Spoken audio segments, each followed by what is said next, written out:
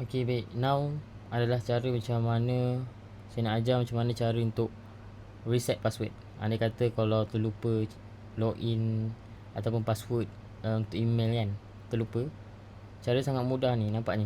Bila tekan login kan, dia ada forgot password. So, tekanlah forgot password. Kalau lupa password kan. So, bila kat sini masuk email, masukkanlah kita punya email. Show email account lah. Bila masukkan, request new password.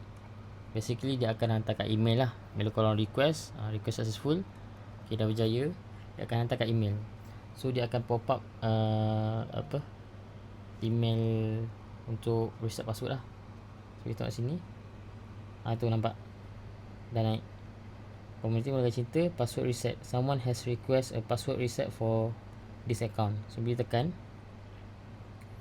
so bila tekan sini, tekan saja link ni di sini. Masukkan new password.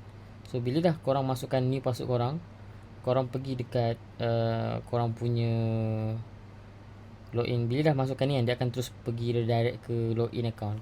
So basically dia terus pergi ke login balik password yang korang dah masukkan. Macam tu saja. Okay.